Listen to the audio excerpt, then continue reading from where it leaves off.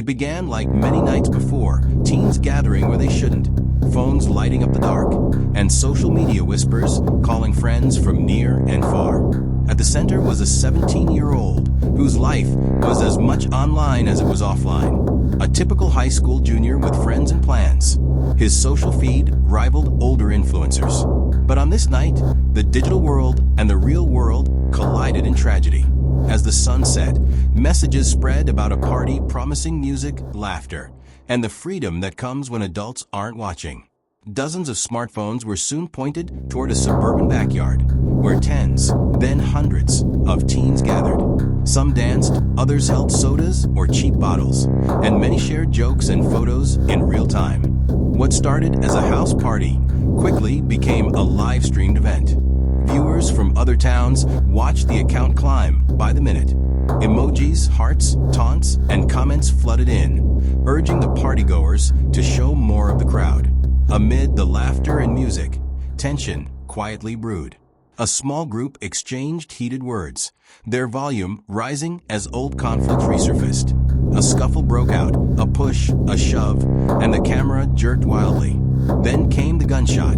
It echoed sharp and terrifying, snapping everyone's attention. The live stream captured frantic faces, outstretched arms, and the chaos as teens bolted in all directions. Screams filled the audio. "Get down. Somebody call 911. He's hurt." Before the stream abruptly cut out. Silence. Darkness. Moments later, 911 calls poured in. Neighbors reported the gunshot. Others described the fleeing crowd. Police sirens soon joined, wailing through the night. When officers arrived, they found devastation. In the yard, sprawled among overturned cups and scattered phones, was a teenager with a gunshot wound. Despite emergency responders' efforts, he was pronounced dead at the scene. Other teens, shocked and injured, clustered in doorways and alleys. Police quickly secured the area, canvassing witnesses and collecting ballistic evidence. The live stream, once a source of social validation, became crucial evidence. Investigators recovered footage showing the victim just before the shooting and glimpses of the confrontation that preceded it. Though incomplete, it established a timeline, showing how quickly a celebratory space could turn fatal once tempers flared and weapons appeared. The victim was remembered as an ordinary teen with ambitions and friends. Near the crime scene, a small memorial of flowers, notes, and candles appeared, a silent testimony of grief. "He was just here," a friend said. "One moment he's cracking jokes on camera, the next he's gone." In the days after, police arrested a suspect, another teen who had attended the party. Charges ranged from manslaughter to unlawful firearm possession. Authorities emphasized that the live stream did not cause the shooting, but it captured real-time, unfiltered moments that helped piece together events and identify key individuals. The digital record became a modern crime scene, raising questions about social media's role in documenting and sometimes accelerating violence. The story sparked a wider conversation. Parents and educators warned about the dangers of unsupervised gatherings and live streaming. Experts noted that in today's connected world, every moment can be broadcast to strangers and replayed in courtrooms. For investigators, the live stream was both helpful and challenging. It provided a real-time account, but also showed how quickly crowd behavior shifts under public scrutiny. Comments in the live stream mirrored the chaos, sometimes encouraging confrontation or ridiculing attempts at de-escalation. Far from neutral, the footage reflected the raw energy of the event. Critics argued that live streaming encourages performance over responsibility, where validation can overshadow real-world consequences. Teens broadcast not just the fun but everything, even spiraling into tragedy. The story raised difficult questions. When does sharing life online become exploitation?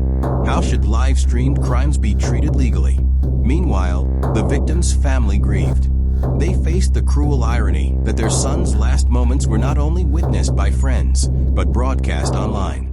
"He wasn't just taken from us," his mother said. "His last moments have been replayed and analyzed." That shouldn't be how a child is remembered. The community responded with activism. Schools held assemblies on conflict resolution and digital responsibility. Lawmakers proposed stricter oversight of underage firearms and unsupervised gatherings. Social media platforms face scrutiny over violent content and their role in spreading it. Across the country, similar incidents, teens live streaming accidents, shootings, or violent acts, fueled debate on the power and peril of immediate broadcasting. In New Jersey, for example, a teen involved in a fatal hit-and-run later live-streamed about the case online, attracting national attention. The incident highlighted a stark truth. Technology has outpaced society's ability to manage its consequences.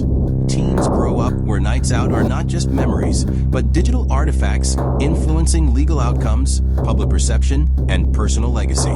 A live stream meant to showcase fun can become a permanent record of violence and grief. In the end, the story wasn't just about a party gone wrong. It was about a generation raised to broadcast itself at every turn, about the collision of virtual audiences and real-world consequences.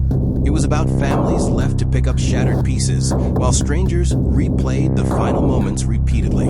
And it was a reminder of the urgent need to rethink how technology, responsibility, and human life intersect in the age of live streaming. Thank you for watching. Don't forget to like, comment, and subscribe for more content like this.